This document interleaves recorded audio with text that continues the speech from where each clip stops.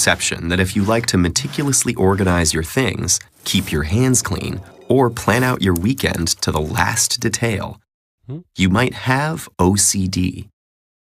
In fact, OCD, which stands for Obsessive-Compulsive Disorder, is a serious psychiatric condition that is frequently misunderstood by society and mental health professionals alike. So let's start by debunking some myths. Myth 1. Repetitive or ritualistic behaviors are synonymous with OCD. As its name suggests, obsessive-compulsive disorder has two aspects: the intrusive thoughts, images, or impulses known as obsessions, and the behavioral compulsions people engage in to relieve the anxiety the obsessions cause. The kinds of actions that people often associate with OCD, like excessive hand-washing or checking things repeatedly, may be examples of obsessive or compulsive tendencies that many of us exhibit from time to time. But the actual disorder is far more rare and can be quite debilitating.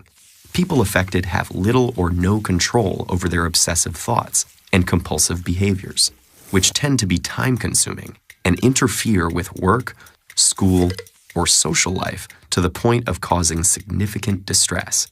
This set of diagnostic criteria is what separates people suffering from OCD from those who may just be a bit more meticulous or hygiene-obsessed than usual. Myth 2. The main symptom of OCD is excessive hand-washing. Although hand-washing is the most common image of OCD in popular culture, obsessions and compulsions can take many different forms.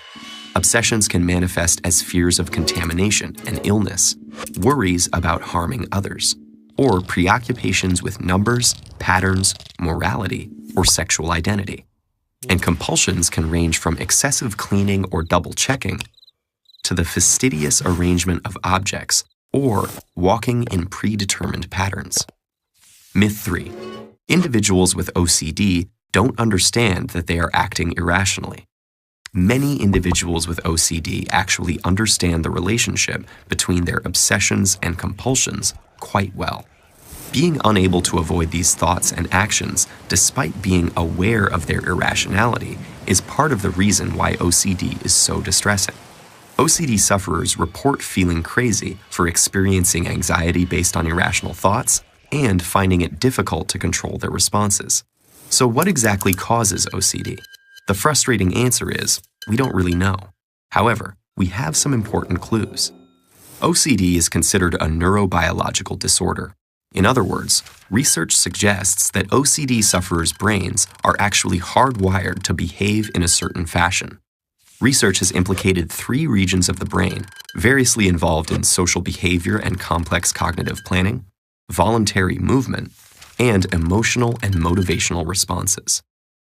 The other piece of the puzzle is that OCD is associated with low levels of serotonin, a neurotransmitter that communicates between brain structures and helps regulate vital processes such as mood, aggression, impulse control, sleep, appetite, body temperature, and pain. But are serotonin and activity in these brain regions the sources of OCD or symptoms of an unknown underlying cause of the disorder?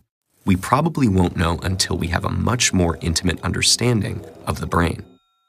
The good news is, there are effective treatments for OCD, including medications which increase serotonin in the brain by limiting its reabsorption by brain cells, behavioral therapy that gradually desensitizes patients to their anxieties, and in some cases, electroconvulsive therapy or surgery when OCD doesn't respond to other forms of treatment.